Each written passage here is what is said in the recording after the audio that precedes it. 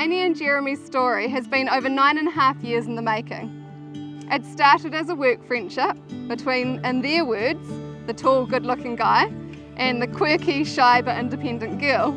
And after 6 months of quiet nights working together, the rest is history.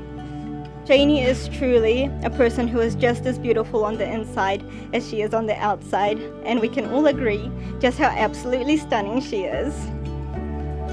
I can say with honesty that theirs is the type of relationship where right from the get-go, I did think we would end up here someday. They deserve each other in the best way.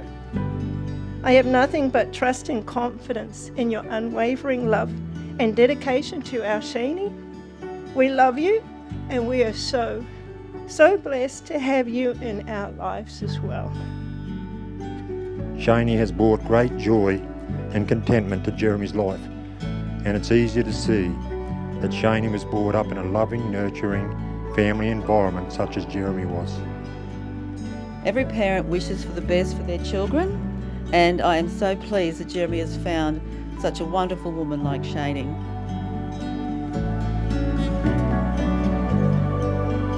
I started a job with some friends from university at the Treasury Casino and the Kiddie Bar, and at the time Shani wasn't there. She was travelling to Japan, and I was there for about a month and she came back, and that was when I first met her. She was a waitress and I was a bar back at the bar.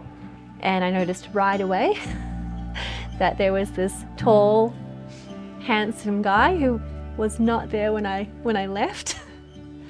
And then we started working together on like weeknights, quiet nights. We'd be like the only staff working together. And then we're quite social. We went out for drinks and stuff like that with the rest of the team, and over time we kind of developed a friendship and we started dating. I think from the very start I was never anything but happy when I was with Shani. She never made me feel anything but perfect the way I was. I couldn't honestly imagine being with anyone that I guess made me feel so comfortable and supported. He wanted to do a little surprise getaway for my birthday, just a long weekend up in the Gold Coast hinterland, up in the mountains. Booked this beautiful safari glamping tent. It had one of those standalone bathtubs where you can sit and you look out and it's just all the mountains and the forest in the background. And he had a little present. He said it was like a belated birthday present, and it was a little book that he had written himself, and it was the story of Jeremy and Shani, and it was just about when we met, all the time we shared together, all the things he loves about me. And then the little Jeremy in the book on the very last page was down on one knee saying, "Shani, will you marry me?" And I looked up and he was down on one knee.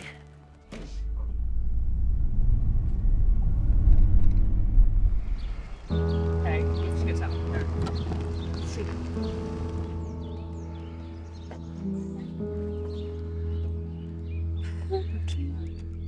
Got this. Deep breaths.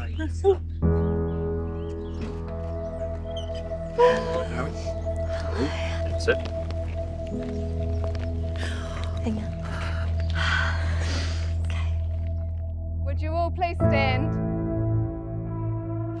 Jeremy, you are my best friend. You have seen me at my absolute worst and told me how beautiful I am. You have comforted me through my most painful and difficult moments, so I was able to get through them. I am so lucky to have someone who is caring, intelligent, loving, easygoing, funny, juicy, and fresh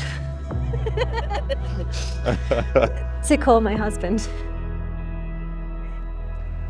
Shani, today I stand before you, grateful for the love you've given me. You make me feel truly accepted for all that I am. I vow to love you selflessly, to put your happiness before my own, just as you do for me. In your arms, I know I've found a love that goes beyond words, a love that is pure, accepting, unconditional. Knowing that we'll always have a constant source of comfort and love, we're cherished, embraced, for simply being ourselves. I love you. When I left my family and home in New Zealand 11 years ago, it was the scariest thing I've ever done. But now when I look back, I know I was never really leaving home. I was coming home. Jeremy, you are my home and my heart, and I will love you 1,000,000 times more than you could ever say.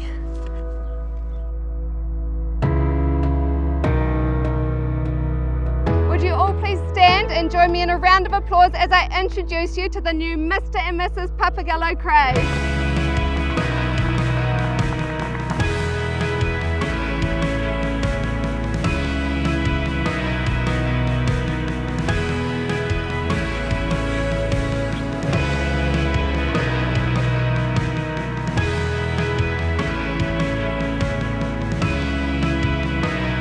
Mr.